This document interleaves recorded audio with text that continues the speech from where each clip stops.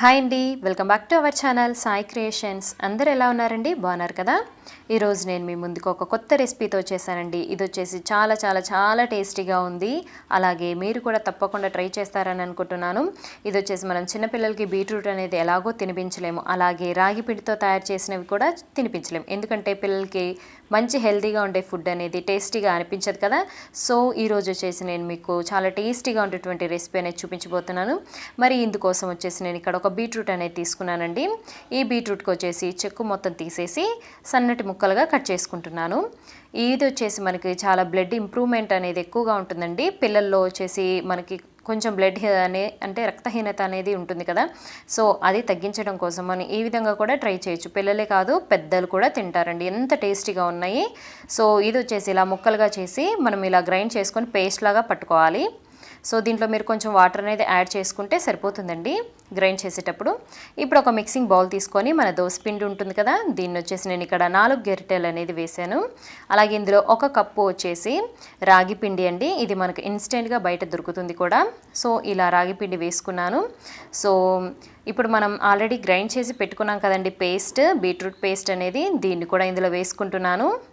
మనము మిక్సీలో ఉన్నటువంటి కొంచెం వాటర్ అని వేసుకొని అంటే కలుపుకొని ఇందులో వేసుకుంటే వాటర్ సరిపోతుంది.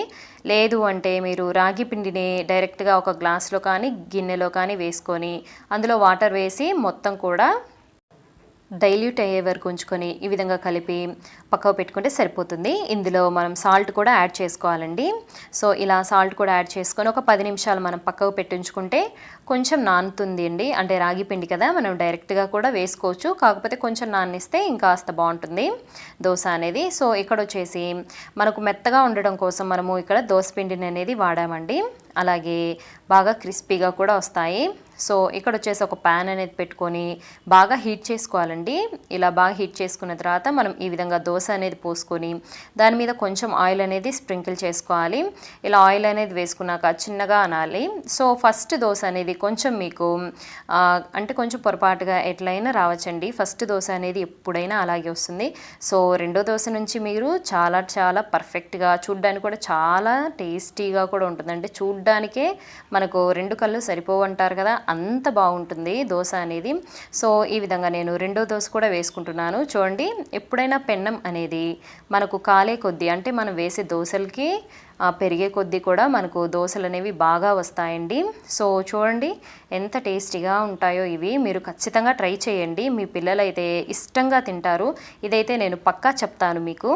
సో ఇంతే ఫ్రెండ్స్ ఈ వీడియో. మీకు ఈ వీడియో నచ్చినట్లయితే ప్లీజ్ లైక్ చేయండి, షేర్ చేయండి. అలాగే మర్చిపోకుండా ఇంకెవరైతే మన ఛానల్ని సబ్స్క్రైబ్ చేసుకోలేదో ప్లీజ్ ఫ్రెండ్స్ సబ్స్క్రైబ్ చేసుకోండి. Thanks for watching. Please subscribe. మర్చిపోకుండా ఈ రెసిపీని అయితే తప్పకుండా ట్రై చేయండి.